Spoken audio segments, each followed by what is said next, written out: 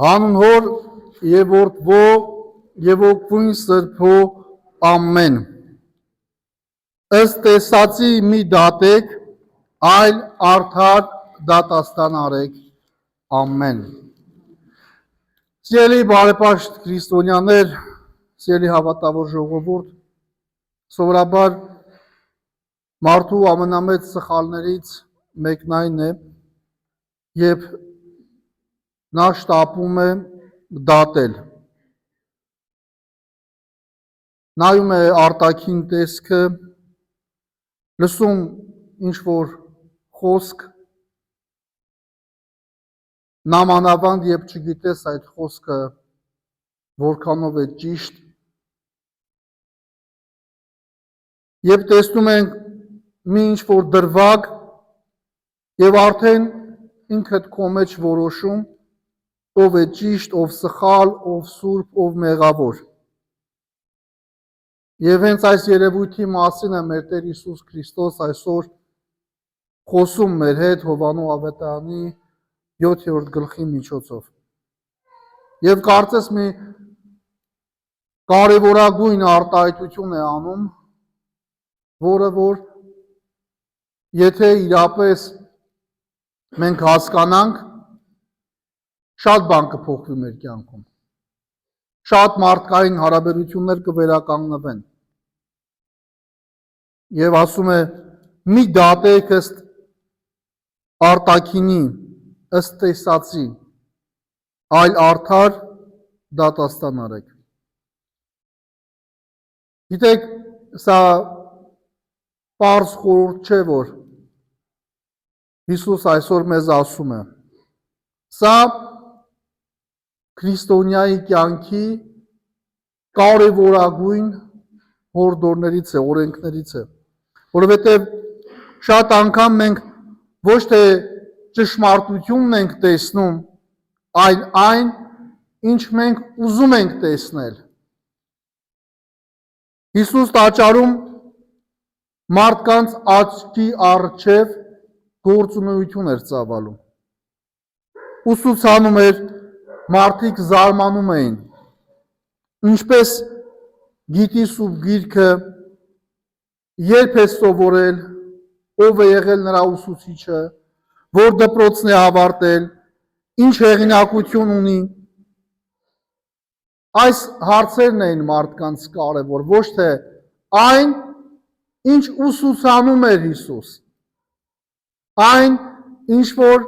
ասում էր մարդկանց, թե մարդիկ ինչպես կարող են զգալ Աստծո ներկայությունը։ Սա իրենց չէր հետաքրքրում, այլ հետաքրքրում էր այդ հարցերի պատասխանները։ Եվ եթե մենք նայենք մեր օրերը,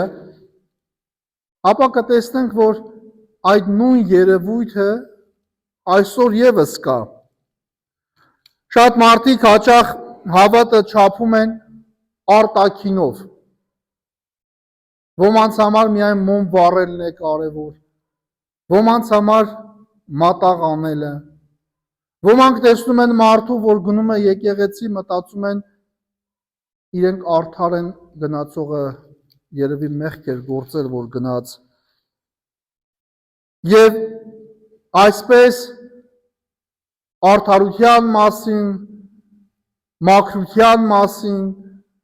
աղոթքի մասին տարբեր կարծիքներ կազմում են եւ մարդուն որակավորում են տալիս, հաճախ պիտակավորում են հենց արտաքին ինչ-որ գործողություն տեսնելու պատճառով։ Բայց Աստված հենց այսօրվա այս սուբգրային հատվածի միջոցով ավելի հստակ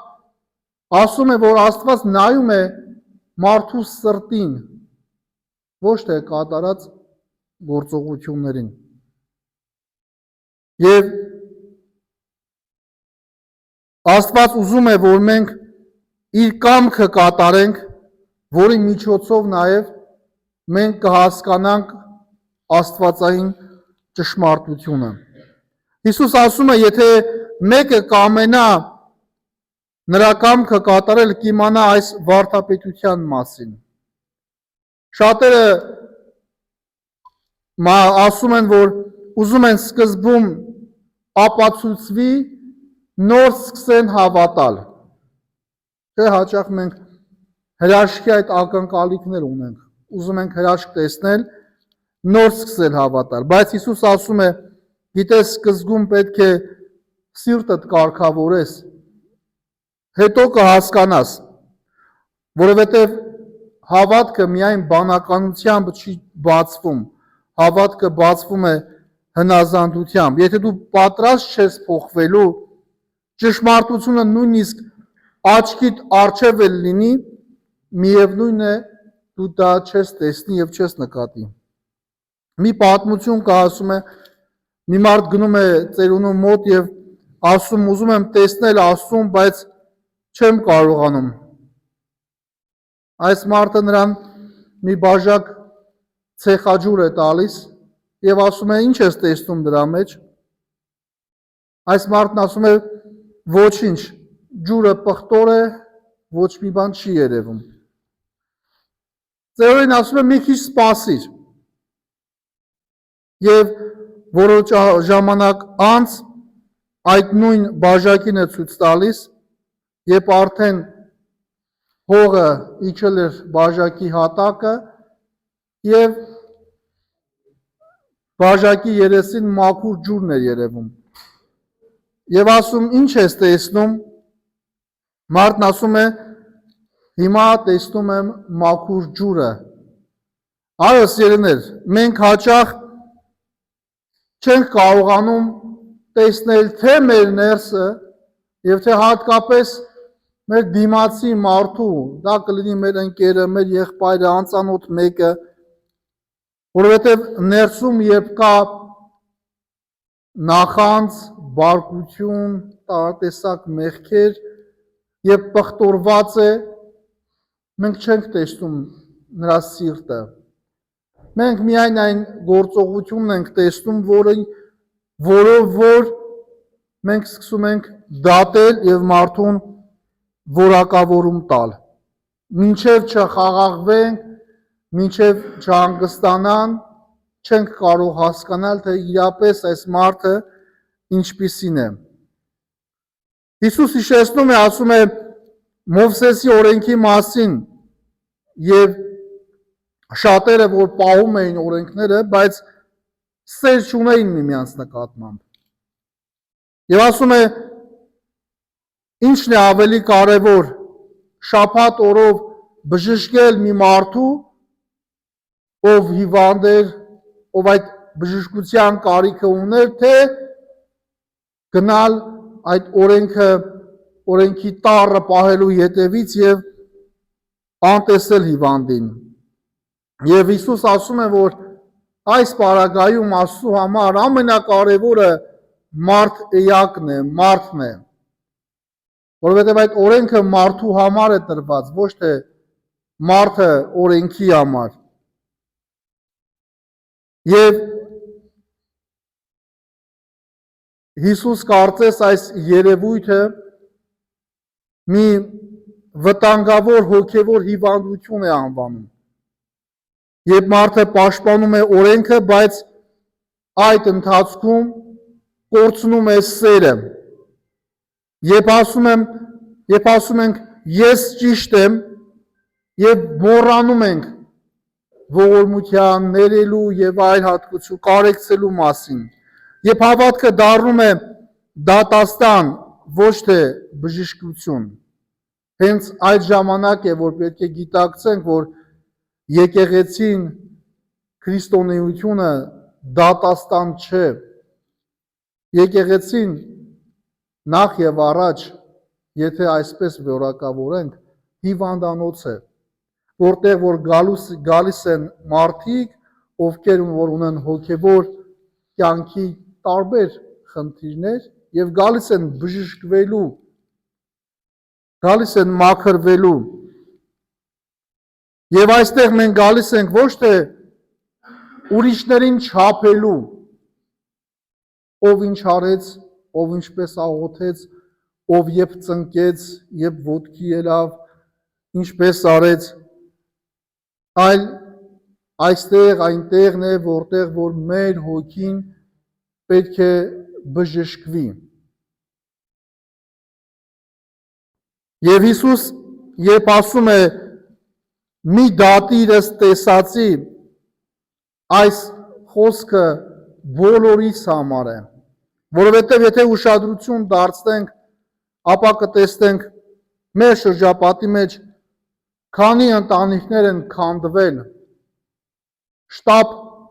դատելու պատճառով, քանի ընկերություններ են ավարտվել, քանի ընկերներ ենք մենք կորցրել այդ դատել երևույթի պատճառով, երբ սխալ դատաստան ենք արել, քանի քրիստոնյա մարդիկ են հեռացել եկեղեցուց, երբ եկեղեցում մենք սխալ դատաստան ենք արել, երբ հրահանգել ենք, այսպես մի կանգնիր, այնպես կանգնիր, այս արա, այս աղոթքի ժամանակ ձեռքերդ, չգիտեմ, այսպես պահիր, այնպես պահիր, այս պահին մի ծնկիր, այս պահին ծնկիր, այս գործողությունները երբ մանավանդ կատարում է ոչ հոգևորական մարդ, եւ այդ դրա մեջ չկա սեր, նույնիսկ հոգևորականը երբ անում է հրամայական խիստ ոճով, որքան մարդ են հեռանում, ուղղակի մի պարզ գործողության արդյունքով։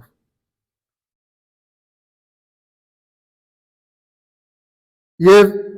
լավ է, որ մենք հասկանանք, որովհետև այն մարդկանց, որոնց որ մենք դատում ենք,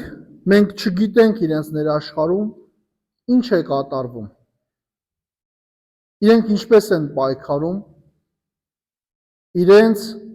խնդրի մեջ, նամանավանդ, երբ մենք չգիտենք իրենց խնդիրը։ Միգուցե մարդը արտաքինից ժպտում է, բայց ներսում ունի մեծ պայքար, բայց մենք դա չենք տեսնում, հաճախ ենք, չէ՞, մանավանդ 20 թվականի պատերազմից հետո այս երևույթը ցավագին կար մեր ժողովրդի մեջ, տեսնում ենք որդեկորույս ծնողների, ամուսին կորցրած կանանց, ովքեր որ իրենց կյանքի այդ դժվարագույն ժամանակների մեջ, ինչի հիշեցի 20 թվականից հետո, որտեղ երևույթը համատարած էր։ Հիմա էլ այո կան երիտասարդ մարդիկ, երբ մահանում են, այրանում են կամ զավակ են կորցնում ծնողները, երբ տեսնում են այդ ծնողին ժպտալիս կամ այդ կնոջը, այրի կնոջը նորմալ հագնված, երբ փորձում է իր ընտանիքին, իր երեխաներին հոգ տանել եւ մարդիկ սկսում են տարատեսակ դատաստաններ կատարել, ինչ ասես սկսում են խոսել ու մտածել, բայց այդ մարդը պարզապես չի տեսնում ինչ է կատարվում նրա ներաշխարհում, չի կարողանում հասկանալ եւ դատում է ըստ արտաքին տեսքի։ Եվ Քրիստոս հենց սրա մասին է խոսում եւ ասում է մենք միայն արտաքինը չէ որ պետք է տեսնենք, այլ Աստված տեսնում է ամբողջ պատմությունը եւ մեզ զգուշացնում է, ասում է զգուշ եղիր, որովհետեւ քո մեկ խոսքը կարող է բուժել եւ այդ նույն խոսքը կարող է մեծ ցավ պատճառել։ Ուրեմն այս ավետարանական հատվածը կյանքի կոչելու մասին է, կյանքի կոչելու հրահանգ է, որովհետեւ երբ մենք արագ դատում ենք, միանշանակ սխալվում ենք դրա մեջ։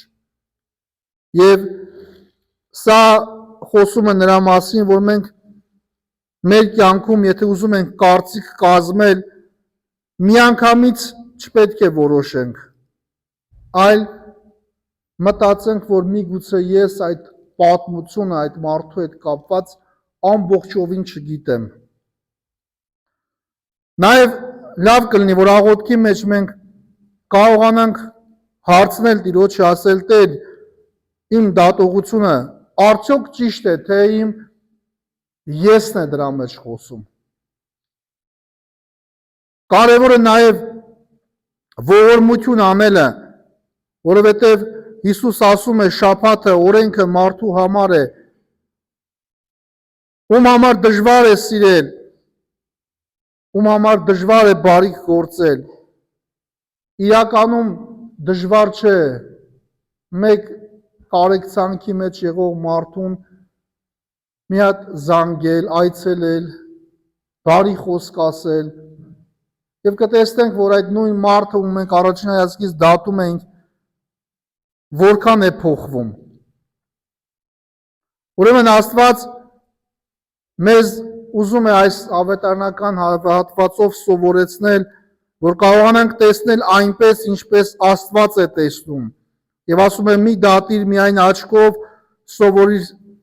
տեսնել սրտով։ Մի կառչիր այն կանոնից, փնտրիր սիրոտ ճշմարտությունը։ Հաճախ մի փակիր սիրտդ, թող Աստծո կամքը մաքրի այն։ Եվ երբ սիրտդ խաղաղվի, կտեսնես, որ միշտ Աստված խոսել է քո հետ։ Եվ մենք ենք, որ պարզապես չենք լսել Աստծո ձայնը։ Ուրեմն փորձենք սովորել մտածել այնպես, ինչպես որ Սուրբ Գիրքն է մեզ առաջնորդում։ Եվ կտեսնենք, որ արդար դատաստանը սկսվում է այնտեղ, որտեղ որ սիրտը մարդու լցված է սիրով։ Տիրոջ նորը սերը եւ խաղաղությունը